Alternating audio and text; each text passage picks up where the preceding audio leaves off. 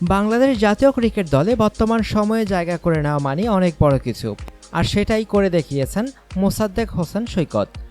শততারকার মাঝে আসন্ন আফগানিস্তানের বিপক্ষে প্রথম 2 ওয়ানডেতে 13 সদস্যের দলে সুযোগ পান তিনি, আর সুযোগ পেয়েই নির্বাচকদের আস্থার প্রতিদানও দিলেন এই তরুণ ব্যাটসম্যান।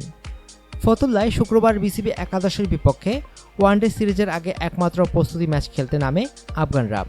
ম্যাচে কায়েস, বিজয় ও সাব্বিরদের নিয়ে গড়া দলটি অবশ্য 66 রানে হেরে যায়।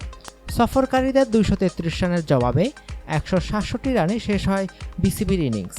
জাতীয় দলের আদলে গড়া বিসিবি দলের বাজে ব্যাটিংয়ের কারণে এদিন হারের মুখ দেখতে হয়।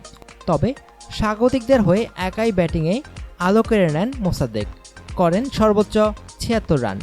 97 বলে 5-4 ও 3 ছক্কায় খেলেন আগ্রাসী এক ইনিংস। আর এমন ইনিংসের পর হয়তো প্রথমবারের মতো ওয়ানডেতে টাইগারদের হয়ে একাদশে অভিষেক হয়ে যেতে পারে টি-20 খেলা মোসাদ্দেকের। এর আগে গত বছর জানুয়ারিতে জিম্বাবুয়ের বিপক্ষে টি-20 ম্যাচে অভিষেক হয়েছিল middle order batsman Mosaddek Hossain সৈকতের। এছাড়া এই মৌসুমে ব্যাট হাতে দুর্দান্ত পারফর্ম করেই জায়গা পেয়েছেন জাতীয় দলের ওয়ানডে স্কোয়াডে। ঢাকা প্রিমিয়ার লিগের এবারের আসরে আবহানী লিমিটেডের হয়ে খেলেছেন সৈকত। 14 ম্যাচ খেলে 622 রান করেছেন তিনি।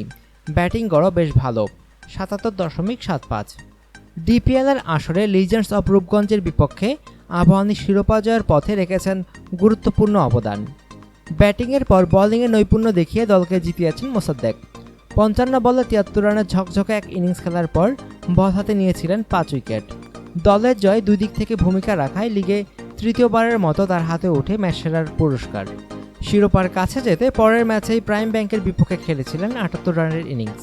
এছাড়া তার ব্যাট থেকে এসেছিল অপরাজিত 64, অপরাজিত 57, 47 ও 42 রানের সব দুর্দান্ত ইনিংস।